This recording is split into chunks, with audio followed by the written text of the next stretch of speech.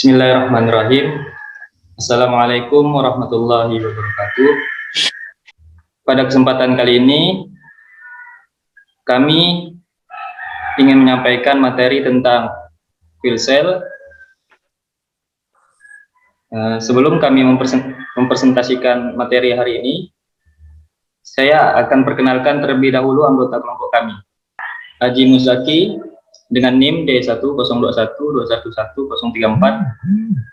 Julio Loendi dengan NIM D10212121036, Muhammad Al-Farizi dengan NIM D10212111072, Muhammad Rafi Fari dengan NIM D10212111002, dan yang terakhir Abdul Rahim dengan NIM D10212111004. Baik,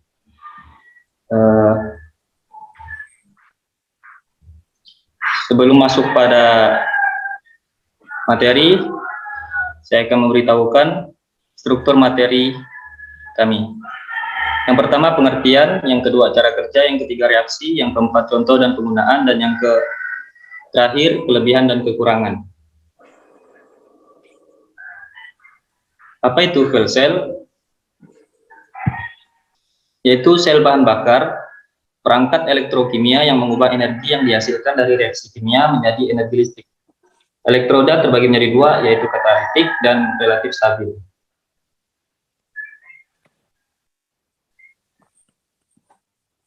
Fuel cell merupakan alat konversi energi elektrokimia yang mengubah energi kimia dari hidrogen dan oksigen ke dalam energi listrik dan panas melalui reaksi reduksi elektrokimia. Pada masing-masing anoda, kutub positif, dan katoda, kutub negatif, dari sel dengan air sebagai hasil pembakarannya. Struktur fisik dasarnya terdiri atas lapisan elektrolit yang salah satu sisinya merupakan daerah kontak anoda berpori dengan katoda berpori pada sisi lainnya. Sel bahan bakar dibagi atas beberapa kategori berdasarkan kombinasi tipe bahan bakar dan oksidan, tipe elektrolit yang digunakan, temperatur operasi, dan lain-lain. Sebuah sel fuel cell dalam beberapa aspek mirip dengan baterai, memiliki elektrolit dan elektroda positif dan negatif, dan menghasilkan listrik searah melalui reaksi elektrokimia. Namun, tidak seperti baterai. Sebuah sel fuel cell membutuhkan pasokan bahan bakar berupa hidrogen dan pasokan oksigen konstan.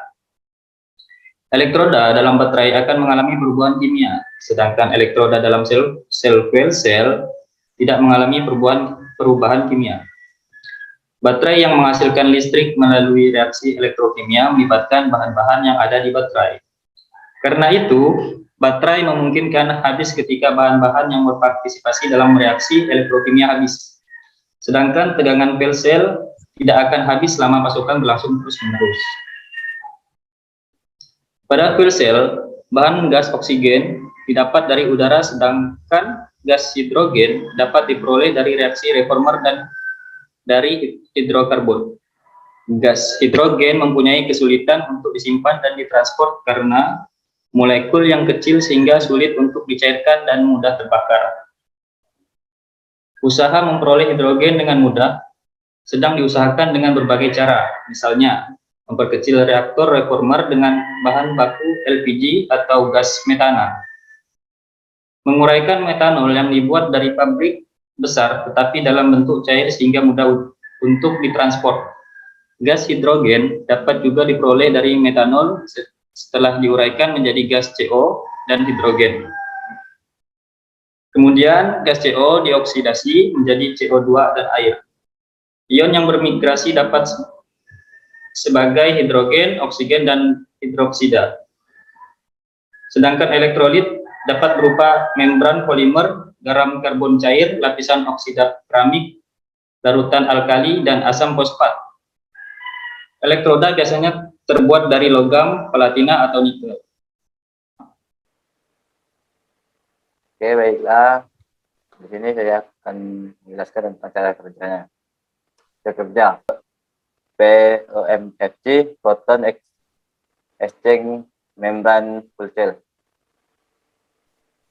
Di sini cara kerja terbagi dari 4 bagian. Yang pertama, anoda sebagai kutub negatif full cell. Yang kedua, katoda sebagai kutub elektroda positif full cell. Yang ketiga, elektrolit menggunakan membran proton, elektron tidak akan melaluinya. Yang keempat, katalis yang digunakan untuk memfasilitas reaksi oksigen dan hidrogen. Cara kerja suatu unit full cell dapat diilustrasikan dengan jenis POMFC, proton exchange membran full cell. Jenis ini adalah jenis full cell yang menggunakan reaksi kimia yang paling sederhana. POMFC memiliki 4 elemen dasar seperti kebanyakan jenis full cell. Yang pertama, anoda sebagai kutub negatif full cell, anoda sebagai elektroda yang akan mengalirkan elektron yang lepas dari molekul hidrogen hingga elektron tersebut. Dapat digunakan di luar sirkuit. Pada materialnya terdapat saluran-saluran agar gas hidrogen dapat menyebarkan ke seluruh permukaan katalis. Yang kedua, katoda juga berperan dalam mengalirkan elektron dari luar sirkuit ke dalam sirkuit sehingga elektron-elektron tersebut dapat bergabung dengan ion hidrogen dan oksigen untuk membentuk air. Ketiga, elektrolit yang digunakan dalam POMFC adalah membran pertukaran proton, proton exchange membran atau PEM. Material ini terbentuk seperti plastik pembungkus yang hanya dapat mengalirkan ion bermuatan positif, sedangkan elektron bermuatan negatif tidak akan melalui membran ini. Dengan kata lain, membran ini akan menahan elektron. Yang keempat, katalis yang digunakan untuk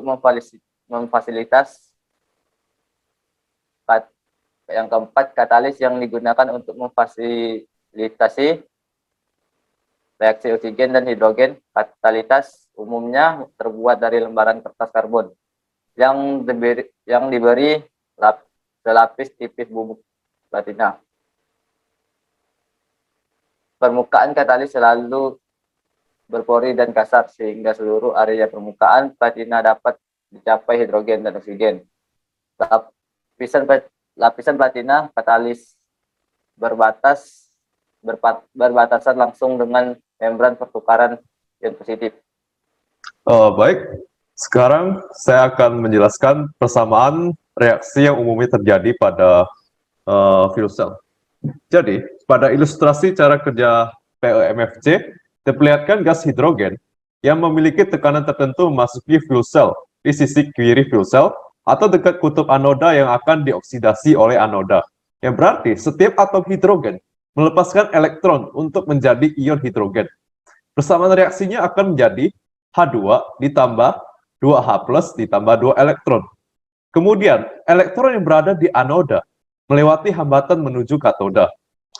Sementara, ion hidrogen akan berpindah ke katoda. Hal ini berarti elektron dan ion hidrogen akan bereaksi dengan oksigen yang melalui sisi kanan fuel cell dan akan membentuk air atau H2O. Pada sisi katoda ini, setiap oksigen memerlukan 2 ion hidrogen dan 2 elektron untuk bereaksi. Jika kita buat persamaannya, maka persamaannya akan menjadi 4 elektron ditambah 4H+ ditambah O2 menjadi 2H2O. Reaksi inilah yang terjadi pada katoda. Karena setiap molekul oksigen bereaksi dengan 4 ion hidrogen dan 4 elektron untuk membentuk 2 molekul air, dan selama proses ini berlangsung, maka air akan dibuang melalui outlet dan prosesnya pun selesai. Dan akan terus berlangsung secara kontinu selama masih ada hidrogen dan oksigen yang ada di luarnya. Nah, kemudian kedua reaksi inilah yang kita sebut sebagai setengah reaksi. Karena kedua reaksi ini menunjukkan penurunan elektron atau kenaikan elektron. Pada kasus ini, hidrogen mengalami oksidasi dan oksigen mengalami reduksi. Kemudian kita setarakan nilai elektronnya.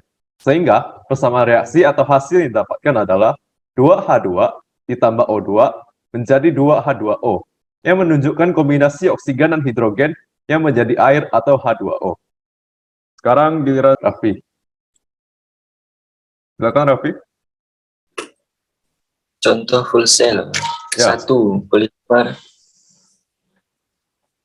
Polimer elektrolit membran full cell atau disingkat PEMC.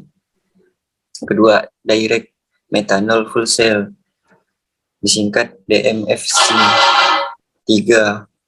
Phosphonic acid full cell disingkat PAFC. 4. Molten carbonate full cell atau disingkat MCFC. 5. Solid oxide full cell tersingkat FOFC. 6. Alkaline full cell tersingkat AFC.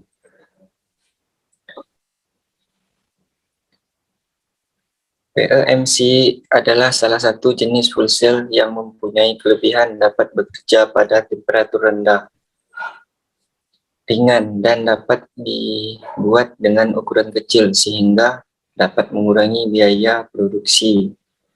PMFC adalah sebuah perangkat elektrokimia yang mengubah secara langsung energi kimia bahan bakar menjadi energi listrik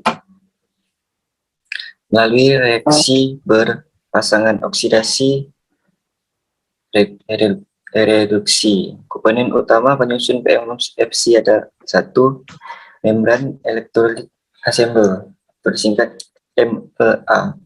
Bahan penyusun adalah polimer solid anoda dan katoda, kertas atau kain, karbon berpori untuk gas diffusion layer GDIL. 2. Pelat bipolar, bahan penyusun grafit, stainless steel atau komposit polimer termoplastik. 3. Pelat penutup, bahan penyusun material dengan kekuatan mekanis yang baik, biasanya baja atau aluminium. 4. Penyimpanan arus, bahan penyusun logam dengan kontak elektrik dan konduktivitas yang baik, biasanya tembaga. Inilah contoh penggunaan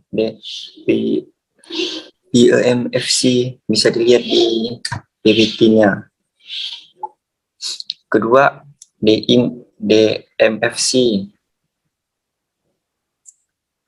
Komponen dasar dari sel bahan bakar ini adalah 2 buah elektroda, katoda dan anoda, yang dipisahkan oleh sebuah membran. Dari segi efisien energi dan daya tahan, jelas sel ini memenuhi syarat dipakai sebagai baterai alat-alat elektronik portable karena emisi panasnya yang kecil. DMFC juga memiliki fleksibilitas karena densitas energi dari baterai juga dapat diatur sedemikian rupa sehingga daya keluarannya sesuai dengan kebutuhan alat elektronik bersangkutan. Penggunaan metanol dengan sumber energi alternatif ikut membantu proses penghematan bahan bakar fosil yang semakin menipis. Metode Fischer-Tropsch dapat digunakan untuk memproduksi metanol secara massal. Metode Fischer-Tropsch adalah metode untuk mereaksikan campuran dari karbon monoksida dan hidrogen menjadi hidrokarbon cair. Secara teoritis, metanol juga memungkinkan untuk disintesis secara langsung dari karbon dioksida dan air melalui proses elektrokimia. Yang paling menarik tentu saja proses isi ulang baterai yang sangat singkat, hanya dalam hitungan menit saja.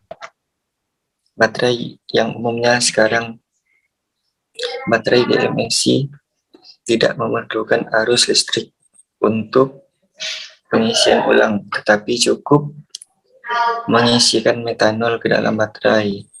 Menggunakan sebuah filter khusus, sekejap saja baterai dapat langsung digunakan kembali. Jadi tidak perlu menunggu pengecasan berjam-jam, hemat listrik, dan yang terpenting aman. Konon baterai ini yang memakai 1 mili metanol 99,5% tersebut dapat bertahan selama 10 jam penggunaan pada kendaraan. Contoh penggunaan DMFC guna 3. PAFC, sel bahan bakar asam fosfat. PAFC menggunakan asam fosfat karena elektrolit dan suhu operasi sel ini adalah sekitar 200 Celcius. Sel ini menggunakan katalis elektroda platinum untuk menahan efek asam korosif karena sekitar 200 Celcius operasi. PAC dapat mentolerir konsentrasi karbon monoksida sekitar 1,5%, yang memperluas pilihan bahan bakar yang dapat digunakan. Untuk sulfur perlu dibakar dari bahan bakar. Penggunaan pada stasiun pembangkit panas dan kendaraan. 3. MCFC, sel bahan bakar karbonat cair.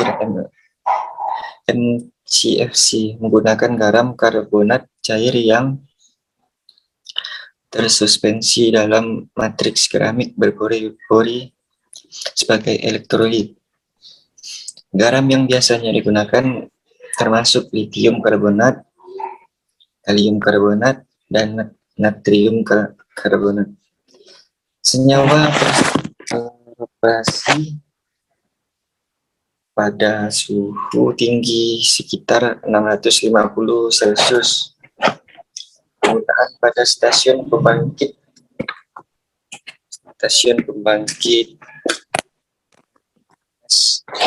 dan pembangkit energi listrik.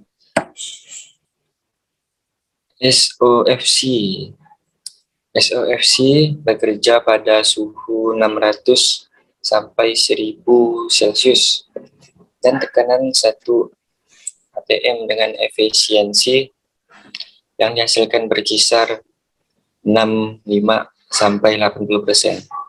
Bahan bakar yang digunakan pada SOFC adalah gas hidrogen yang terhindar dari kandungan sulfur karena dapat menjadi racun pada saat reaksi berlangsung. Selain gas hidrogen, gas metana CH4 dapat menjadi bahan bakar untuk SOFC dengan syarat dilakukan proses reforming terlebih dahulu dari CH4 menjadi gas H2 dan gas CO2.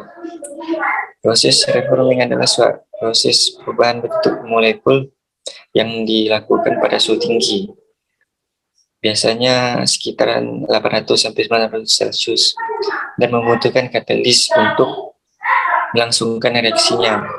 Material yang digunakan pada SOFC adalah bahan keramik agar tahan pada suhu di atas 800 Celcius. Material anoda menggunakan YSZ, yttriya stabilizer zirconia, yang dilapisi katalis logam, nikel, Ni.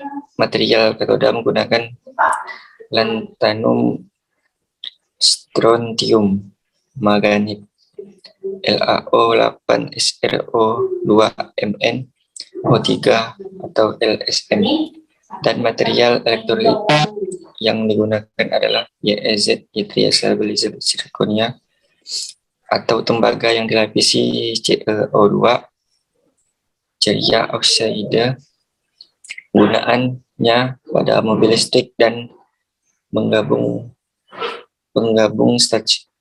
stasiun pembangkit dengan turbin gas. AFC, AFC adalah sel bahan bakar alkali adalah yang paling mirip dengan baterai dari semua bahan bakar. Konstruksi dasar mereka melibatkan dua elektroda yang dipisahkan oleh matriks berpori yang jenuh dengan larutan alkali berair. Konstruksi ini sangat mirip dengan baterai karena seperti logam dan bahan kimia yang digunakan. AFC mengandalkan hidrogen dan oksigen murni untuk beroperasi. Sisi katoda sel bahan bakar, oksigen masuk dan bergabung dengan air, menghasilkan ion hidrosil. Ion-ion ini mampu menembus lapisan elektrolit dan melakukan perjalanan ke anoda, di mana mereka berinteraksi dengan hidrogen untuk menghasilkan elektron dan air. Air didaur ulang sementara elektron dikembalikan ke katoda melalui sirkuit eksternal. Hal ini mirip dalam beberapa hal dengan bagaimana sel bahan bakar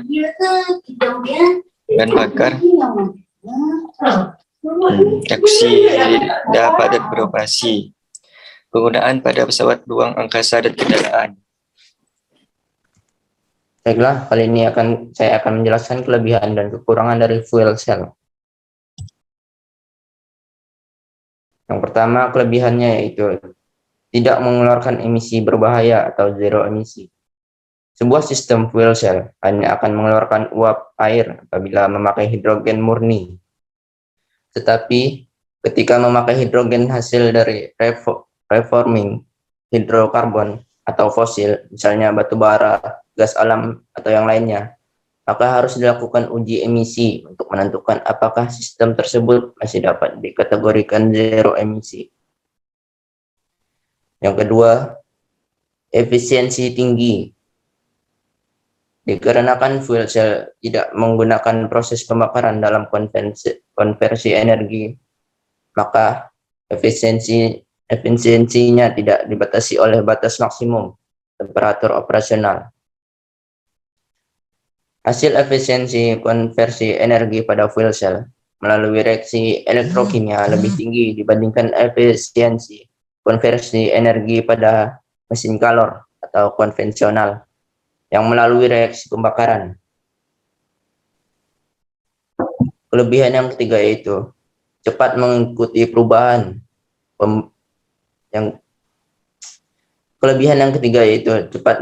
perubahan pembebanan. Sistem fuel cell yang menggunakan hidrogen murni dan digunakan pada sebagian besar peralatan mekanik, misalnya motor listrik atau yang lainnya, memiliki kemampuan untuk merespon perubahan pembebanan dengan cepat. Kelebihan fuel cell yang keempat yaitu temperatur operasionalnya yang rendah. Sistem fuel cell sangat baik diaplikasikan pada industri otomotif yang beroperasi pada temperatur rendah. Keuntungannya adalah fuel cell hanya memerlukan sedikit waktu pemanasan. Risiko operasional pada temperatur tinggi dapat dikurangi dan efisiensi termodinamik dari reaksi elektrokimia akan lebih baik. Kelebihan yang kelima yaitu reduksi transformasi energi. Ketika fuel cell digunakan untuk menghasilkan energi listrik, maka fuel cell hanya membutuhkan sedikit transformasi energi, yaitu dari energi kimia menjadi energi listrik. Fuel cell yang diaplikasikan untuk menggerakkan motor listrik memiliki jumlah transformasi energi yang sama dengan mesin kalor. Sistem fuel cell tidak perlu menyetrum atau recharger layaknya baterai, tetapi sistem fuel cell harus diisi ulang dengan hidrogen, di mana prosesnya akan lebih cepat dibandingkan dengan menyetrum atau mencas baterai. Selanjutnya, kekurangannya. Kekurangan pada hidrogen yang pertama yaitu hidrogen sulit untuk diproduksi. Saat ini, proses produksi hidrogen masih sangat mahal dan membutuhkan input energi yang sangat besar. Untuk mengatasi kesulitan ini, banyak negara yang menggunakan teknologi reforming hidrokarbon atau fosil yang memperoleh hidrogen. Tetapi cara ini hanya digunakan dalam masa transisi untuk menuju produksi hidrogen dari air yang efisien. Yang kedua yaitu sensitif pada kontaminasi zat asing. Fuel cell membutuhkan hidrogen murni, bebas dari kontaminasi zat asing. Zat asing dapat menonaktifkan katalisator dalam fuel cell dan secara efektif akan menghancurkannya. Dan yang ketiga yaitu harga katalisator platinum itu sangat mahal. Fuel cell yang diaplikasikan pada industri otomotif memerlukan katalisator yang berupa platinum untuk membuat reaksi pembangkit listrik. Platinum adalah logam yang jarang ditemui dan mahal harganya. Berdasarkan survei geologis ahli USA, total cadangan logam platinum di dunia hanya sekitar 100 juta kilogram. Dan pada saat ini diperkirakan teknologi fuel cell berkapasitas 50 kilowatt memerlukan 100 gram platinum sebagai katalisator. Misalkan penerapan teknologi fuel cell berjalan dengan baik, maka sebelum tahun 2030 diperkirakan sudah tidak ada lagi logam platinum. Untuk itulah diperlukan penelitian untuk menemukan jenis katalisator alternatif yang memiliki kemampuan mirip katalisator dari platinum tersebut. Yang keempat yaitu pembekuan. Selama beroperasi sistem fuel cell, menghasilkan panas dapat berguna untuk mencegah pembekuan pada temperatur normal lingkungan. Tetapi jika temperatur lingkungan terlampau sangat dingin, yaitu dari sekitar negatif 10 derajat sampai dengan negatif 20 derajat, maka air murni dari hidrogen tersebut yang dihasilkan akan membeku di dalam fuel cell, dan kondisi ini akan dapat merusak membran fuel cell tersebut. Untuk itu harus didesain sebuah sistem yang dapat menjaga fuel cell tetap berada dalam kondisi temperatur normal beroperasi bagaimana pada suhu normal. Yang kelima yaitu ketiadaan infrastruktur. Infrastruktur produksi hidrogen yang efektif belum tersedia. Tersedianya teknologi manufaktur dan produksi massal yang handal merupakan kunci penting usaha komersialisasi sistem fuel cell tersebut. Dan kekurangan yang terakhir yaitu perlunya teknologi tinggi dan baru. Perlu dikembangkan beberapa material alternatif dan metode konstruksi yang baru sehingga dapat memproduksi daya pembuatan sistem fuel cell yang lebih baik.